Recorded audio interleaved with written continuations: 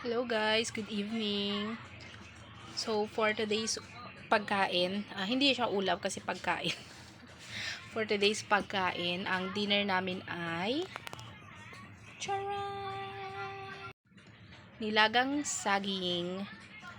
Ganon din ba kayo guys kapag naumay na kayo sa mga ulam na gisa? Magpre-prefer na lang kayo sa nilagang saging, no?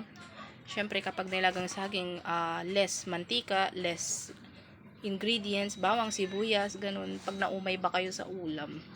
So, kung titignan nyo, andito ako sa kabilang kusina. So, makabilang kusina ako para magluto.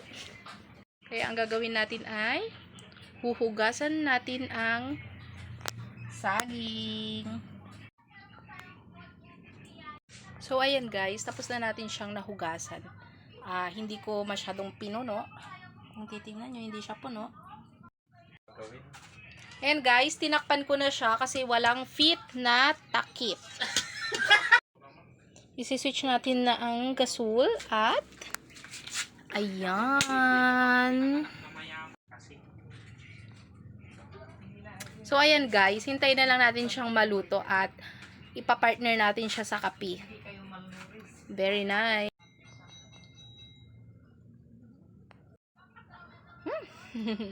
Gumawa nga pala ako ng sausawan. Ang aking sausawan ay bagoong na may konting suka at sili.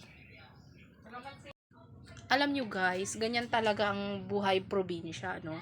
Kapag meron kasi tayong kasamang matanda, kailangan na mag-lesson ba sa mga ingredients, lalo na kapag gisa, ganun, mas nagpre-prefer ang mga matatanda nating kasama sa nilaga.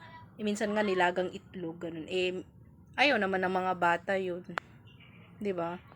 Kaya, yun.